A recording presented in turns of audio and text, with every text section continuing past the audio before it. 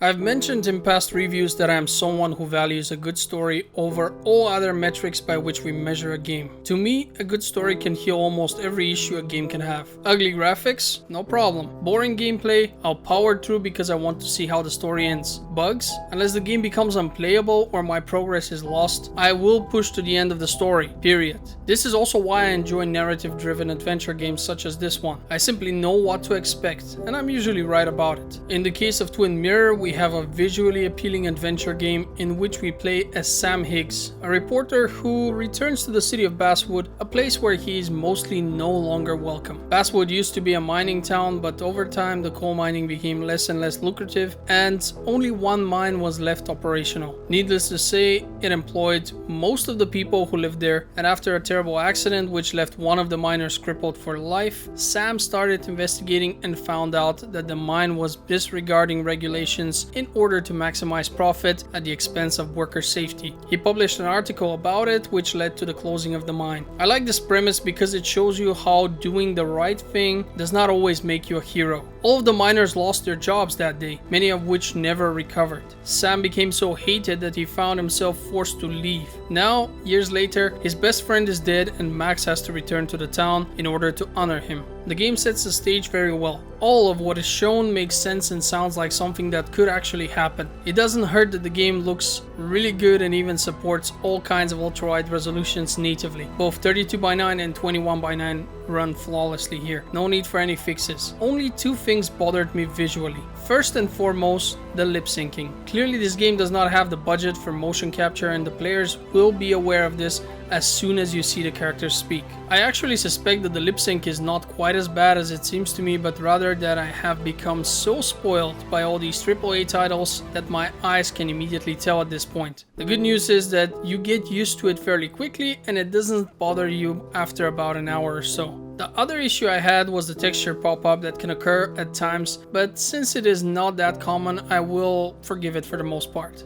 We are introduced to our protagonist's alter ego, who is just a more grounded version of him. I actually assumed that Sam might be suffering from some sort of a mental disorder, since we get to actively argue with this imaginary person as well as receive good advice at times. In addition to that, there are a few situations where Sam will panic and we as the player will have to help him go through some special nightmare sections which appear to be happening in his mind. It makes for quite interesting game levels, but it does hint to some possible mental problems, at least that's how I view it. Sam also has access to a place he calls the Mind Palace. Now the Mind Palace is a specifically designed place that exists only in his mind. Within it he can calmly assess the situation or simply reflect upon the past. The Mind Palace is also how you will be solving the game's puzzles. It looks nice and is quite fun to work with. In essence, Sam will first investigate to find evidence of things, which he will then use to simulate what might have happened. These are definitely the best parts of the game and are executed really well. The town of Basswood has quite a few NPCs with which you will have to interact. As previously stated, most people don't like Sam at this point, but there are a few exceptions. While talking to them, you will usually have lots of ways to influence the tone and directions of the conversations you are having. Some of your choices matter more than others, of course, and the game will make it very obvious when you have to make such a choice. In any case, the game's endings can be very different from one another, meaning that it does have some replayability, although I must admit that I chose to simply watch the other endings on YouTube. Since the game is driven so heavily by its narrative, I will not be telling you anything about what happens due to the fact that I do not want to spoil your experience with it. However, I have to mention that Sam will find out more than he expected and get dragged into yet another serious investigation, which will yet again place him before the choice of doing what is right versus what might be more beneficial to him and those that matter to him. Makes for an interesting story all in all. In terms of the stability, I have to say that I encountered only one bug, which happened when I was accessing a computer. Usually the game should let you interact with this computer, but I was simply stuck without any options to leave or do anything really. I checked online and apparently this is not a rare occurrence. The solution, however, is easy. All I had to do was change a few resolutions and the options would appear. Just seems that this tends to happen more if you play in ultra-wide. I will forgive it since the issue is easily resolved. All you have to do again is switch switch the resolution to a lower one, or you just switch the aspect ratio. Just play around with it, and at some point you'll actually see prompts on the screen to interact with it, and that will fix it. Twin Mirror took me about 7 hours to complete and felt like a relaxing and casual experience. The game is not difficult in any way. The puzzles are easily solved, the clues are all obvious enough so that the player will not get frustrated while looking at them within the environment. At least, usually not. And I'm saying that because I did have a case where I had to look for a clue and was on the verge on checking online, but then I managed to find it in that last moment. It might not always be extremely obvious, but since it never happened that I was frustrated enough to really go online, just thought about it, I would say that the clues aren't too bad. At the time of writing this, Twin Mirror is only available on the Epic Store and costs 28 euro. I know a lot of people really hate Epic for doing this, and I can't argue with that. I've said it many times and I'll say it again. Exclusives are bullshit on any platform.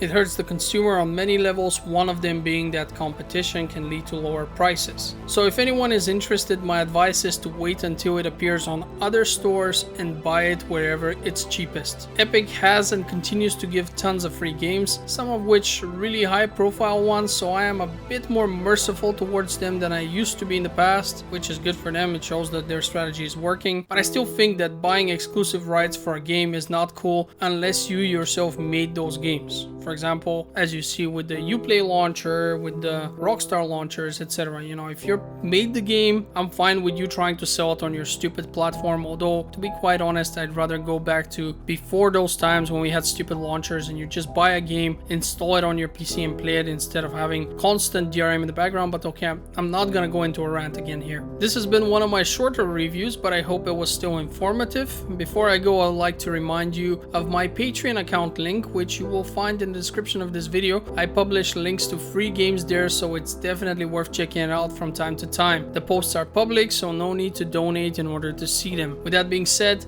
thank you for watching and have a great day.